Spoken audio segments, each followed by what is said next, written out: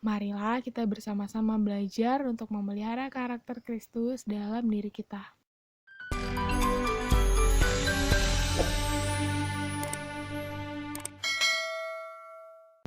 Shalom teman-teman semuanya. Sudah siapkah menyapa firman Tuhan hari ini? Silahkan ambil posisi terbaik karena judul hari ini adalah Naposo yang berkarakter Kristus. Mari kita berdoa terlebih dahulu. Terima kasih ya Tuhan, kami dibangunkan pagi ini dan diizinkan untuk merenungi firman Tuhan. Kiranya Tuhan yang berkati dan ajar kami untuk senantiasa tidak hanya mendengar, namun juga memeliharanya dalam kehidupan. Amin. Teman-teman Naposo, hari ini kita akan berbicara tentang karakter. Yang pertama adalah, apa itu karakter? Menurut Alkitab, karakter itu menjalani hidup kita di hadapan Allah, takut hanya kepada Allah, dan berusaha hanya menyenangkan Tuhan. Tidak peduli bagaimana perasaan kita atau apa yang mungkin akan dikatakan atau dilakukan orang lain.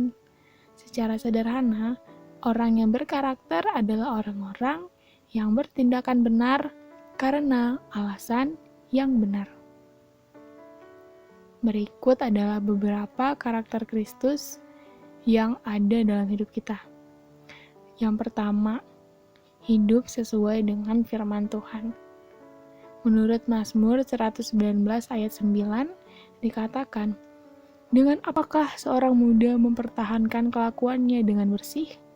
Dengan menjaganya sesuai dengan firman. Kita perlu firman Tuhan untuk menuntun kita dalam kehidupan ini, supaya kita bisa mempertahankan hidup yang bersih di mata Tuhan. Yang kedua, hidup dengan menjauhi kejahatan. Dalam Roma 12 ayat 21, janganlah kamu kalah terhadap kejahatan, tetapi kalahkanlah kejahatan dengan kebaikan.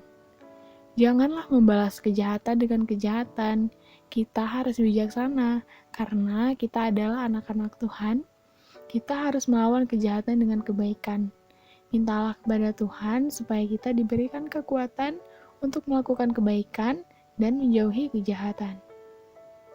Yang ketiga, yaitu hidup menjadi teladan. Dalam 1 Timotius 4 ayat 12, dikatakan, jangan seorang pun menganggap engkau rendah karena engkau muda. Jadilah teladan bagi orang-orang percaya dalam perkataanmu, dalam tingkah lakumu, dalam kasihmu, dalam kesetiaanmu, dan dalam kesucianmu. Selagi kita masih muda, pergunakanlah hidup kita sebaik mungkin dan jadilah teladan bagi orang lain. Yang keempat, peduli dengan orang lain. Galatia 6 ayat 9-10 mengatakan, janganlah kita jemu-jemu berbuat baik, karena apabila sudah datang waktunya, kita akan menuai, jika kita tidak menjadi lemah. Karena itu, selama masih ada kesempatan bagi kita, marilah kita berbuat baik kepada semua orang. Tetapi terutama kepada kawan-kawan kita seiman. Alkitab mengajarkan kita untuk saling tolong-menolong. Mintalah kepada Tuhan agar kita diberi hati yang senang menolong orang lain. Yang kelima, yaitu kejujuran. 1 Petrus 2:22 dikatakan, ia tidak berbuat dosa dan tipu tidak ada di dalam mulutnya. Yang keenam, yaitu taat dengan tugas dan tanggung jawab. Tuhan Yesus memerintahkan kita untuk memikul salib kita masing-masing. Dalam Lukas 9 ayat 23, katanya, kepada mereka semua, setiap orang yang mau mengikut aku, ia harus menyangkal dirinya, memikul salibnya setiap hari dan mengikut aku. Yang ketujuh, menunjukkan kasih Tuhan kepada setiap orang. Sebagai umat pilihan Tuhan, tentunya kita mengenal betapa besar kasih Tuhan dalam hidup kita. Dan kita juga mengetahui perintah yang terutama, yaitu mengasihi Tuhan Allah kita dan mengasihi sesama kita. Tertulis dalam kitab Markus 12 ayat 29-31. Jawab Yesus, Hukum yang terutama ialah, dengarlah hai orang Israel, Tuhan Allah kita. Tuhan itu Esa. Kasihilah Tuhan Allahmu dengan segenap hatimu, dan dengan segenap jiwamu, dan dengan segenap akal budimu, dan dengan segenap kekuatanmu. Dan hukum yang kedua ialah, kasihilah sesamamu manusia seperti dirimu sendiri. Tidak ada hukum lain yang lebih utama daripada kedua hukum ini. Kita adalah saluran kasih Tuhan untuk orang sekitar kita. Jadi, lembutkan hati kita dan jangan mengeraskan ego kita. Nah, teman-teman, dari sekian banyak karakter yang bisa kita teladani dari sosok Tuhan Yesus, manakah yang ingin kita perbaiki dalam hidup kita?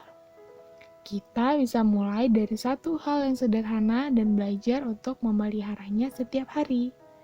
Jangan terjebak dengan slogan, kita hanya manusia, tidak mungkin bisa sesempurna Tuhan. Sehingga kita membuat pembenaran untuk tidak mampu dan tidak ingin mengikuti karakter Kristus. Sebab Tuhan sendiri turun ke dunia untuk mengajari kita bagaimana caranya menjadi manusia yang sesungguhnya. Marilah kita bersama-sama belajar untuk memelihara karakter Kristus dalam diri kita. Amin. Mari kita berdoa. Terima kasih Tuhan atas firman yang menyapa kami hari ini. Kami diingatkan lagi bahwa segala sesuatu yang kami lakukan seharusnya mencerminkan Tuhan. Kami mengaku Tuhan, kami sangat jauh dari kata sempurna.